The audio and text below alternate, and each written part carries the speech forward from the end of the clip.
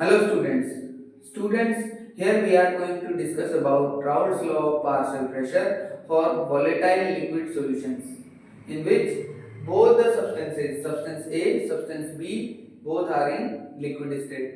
इसमें solute और solvent दोनों ही liquid state में रहते हैं और राउल्ट्स लॉ जो नया सॉल्यूशन बनता है उस सॉल्यूशन के वेपर प्रेशर को मेजर करने का एक मैथमेटिकल फॉर्म एक्सप्रेस करता है। यहाँ पर एक इंपॉर्टेंट बात जाननी जरूरी है कि जब भी हम इनके वेपर प्रेशर और इनके वेपर प्रेशर को कैलकुलेट करेंगे तो ये सारी कंडीशंस के दौरान टेम्परेचर सेम रहेगा।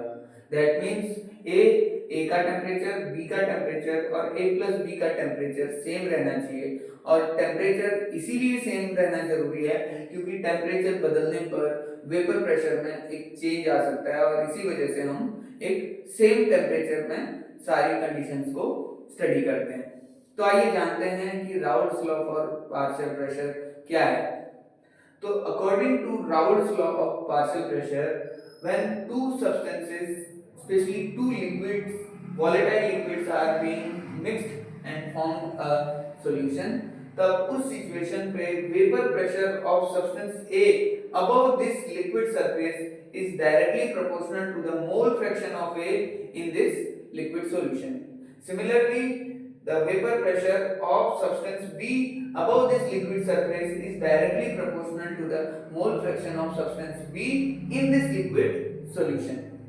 इस प्रोपोर्शनैलिटी के साइन को जब हम इक्वालिटी के साइन में चेंज करते हैं तो हम देखते हैं कि PA is equal to PA naught into XA और PB is equal to PB naught into XB, जहां पर PA नॉट इस A सब्सटेंस का प्योर कंडीशन पे वेपर प्रेशर है, जबकि ये जो PB नॉट है ये B सब्सटेंस का प्योर कंडीशन पे वेपर प्रेशर है। अब हम Dalton's law of partial pressure को स्टडी करते हैं। तो according to Dalton's law of partial pressure क्या है कि अगर कोई एक ऐसा सब्सटेंस है जो सारी वेपर फेज में है या गैसियस फेज में है, तो उस गैसियस फेज में उस सिस्टम का जो टोटल प्रेशर होता है वो टोटल प्रेशर उसके कंस्टिट्यूएंट के पार्शियल प्रेशर के सम के बराबर होता है। दैट मीन्स अगर हम यहाँ पर लें तो ये जो गैसियस वेपर्स बनी हुई है, इस गैसियस वेपर का जो टोटल प्रेशर होगा, टोटल प्रेशर इसके कंस्टिट्यूएंट के पार्शियल प्रेशर के सम के बराबर होगा।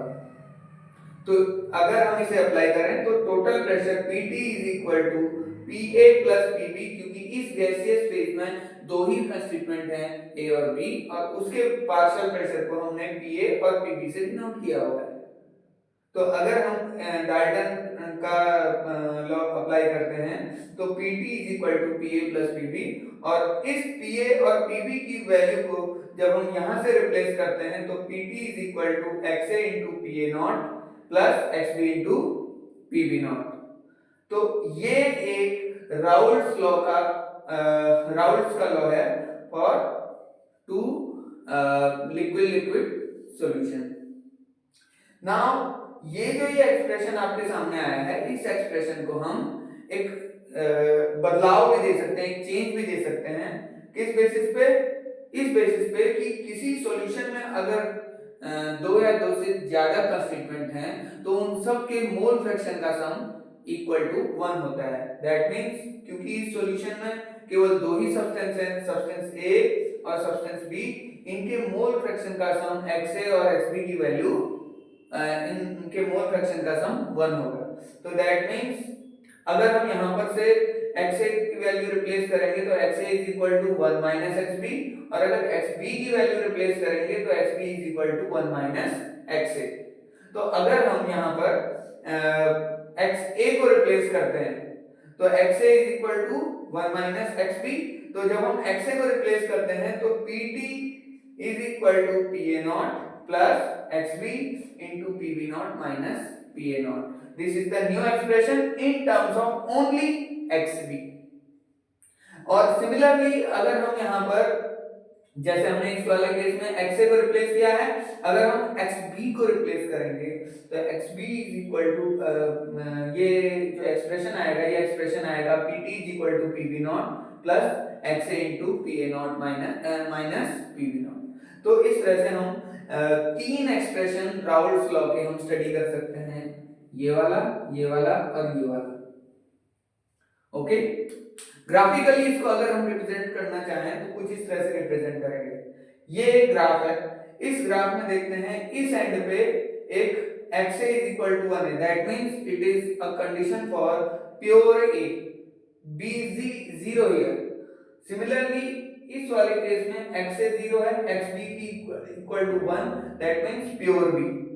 तो जब A प्योर है तो उसका वेपर प्रेशर PA नॉट के बराबर होगा, और अगर B प्योर है तो उसका वेपर प्रेशर PB नॉट के बराबर होगा।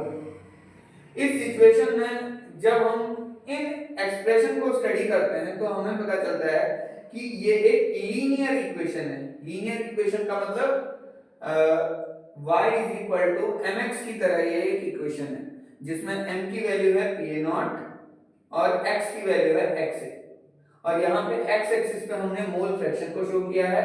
Similarly PB is equal to PB naught minus into XB, और यहाँ पर ये m को डिनोट करता है, दैट मींस स्लोप। अगेन जब हम यहाँ पर जाते हैं तो ये जो लाइन हमें शो हो रही है ये PA की लाइन है, दैट मींस दिस, और ये वाली लाइन जो शो हो रही है ये PB की लाइन है, दैट मींस दिस। तो ये दो लाइन हमें डिनोट करती है ये वाले एक्सप्रेशन, और इन एक्सप्रेशन का अगर हम समेशन करते हैं तो ये वाला एक्सप्रेशन आता है। सिमिलरली इन दो एक्सप्रेशन का सम इन दो पॉइंट्स को ज्वाइन करके मिलता है। This line shows the total pressure of this solution that would be equal to PA plus PB। तो अगर हम रैंडमली किसी एक सिचुएशन पे, किसी एक खास कंसंट्रेशन पे जिस पे मोल फ्रैक्शन A और B हमें पता है, उस पर अगर हम टोटल प्रेशर निकालना चाहें इस ग्राफ में, तो टोटल प्रेशर के टाइम पे हम देखेंगे B की वैल्यू क्या है, B के प्रेशर, और A की वैल्यू क्या है, A का पार्शियल प्रेशर, और इन दोनों का सम होगा PT, that would B PA plus PB। Randomly अगर हम किसी भी दूसरे पॉइंट पर जाना चाहें, हम जानेंगे इस ग्राफ से जो कि शो करेगा vapour pressure of this solution at a given concentration। So that's it for this topic.